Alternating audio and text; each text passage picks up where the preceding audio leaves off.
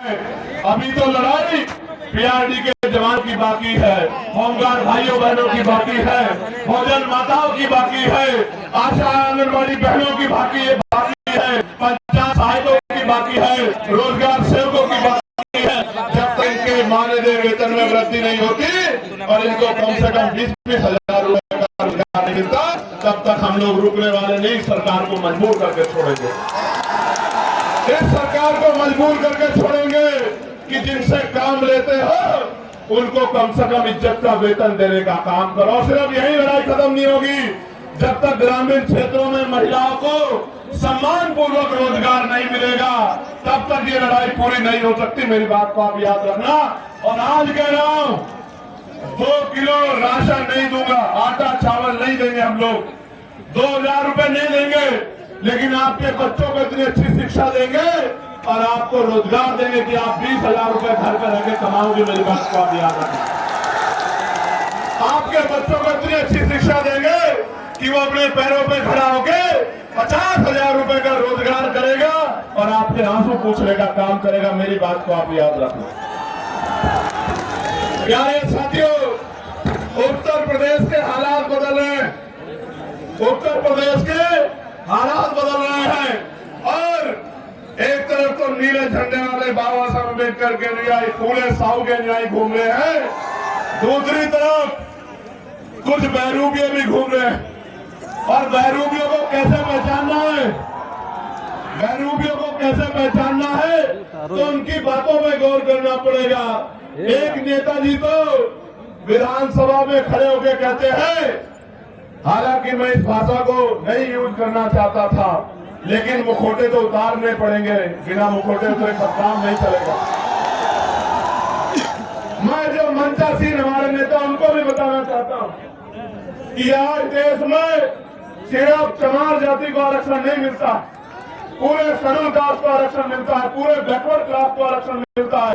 और तो और कई सारे मैं देश भर में घूमता हूँ, क्षेत्रीय आधार पे तो सामान्य जाति के लोगों को भी हिमाचल में, जम्मू कश्मीर में, उत्तराखंड में आरक्षण का लाभ मिलता है। और तो और 2019 से ईडब्ल्यूएस के जरिए सामान्य जाति के गरीबों को भी आरक्षण का लाभ मिलता है। लेकिन सामंतवादी सोच क्या होती है, इसका उदाहरण मैं आपको बताता हूं कि एक नेता असेंबली में खड़े हो कहते हैं कि मैंने केवल से पूछा कि आप चमार बनना चाहते हैं।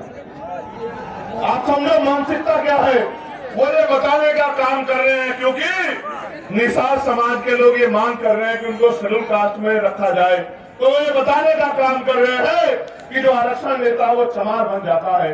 और मैं उन नेताजी को और उनके बड़े नेताजी को कहना चाहता हूं इस मंच से, कभी बाकी चमार का इतिहास पढ़ना तो आपको पता लगेगा, और कभी सिर्फ बाकी चमार का इतिहास मत पढ़ना, कभी चमार रेजिमेंट का इतिहास पढ़ना तो आपको पता लगेगा कि हमारे शौर्य का, कि बहुजन समाज में शौर्य कितना।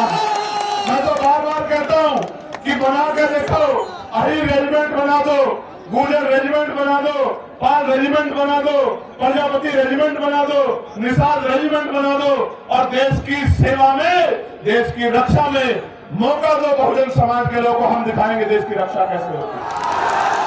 बनाओ मौर्य रेजिमेंट, बनाओ साक्य रेजिमेंट, बनाओ कुर्मी रेजिमेंट, अगर आपका हिम्मत है बनाओ पटेल रेजिमेंट, और 2 मौका हम बताएंगे हमारे अंदर कितनी क्षमता। इतिहास गवाह है कि हमने अंग्रेज हो या कोई और शासक हो, किसी के आगे घुटने नहीं टेके। इतिहास बात का गवाह। प्यारे साथियों,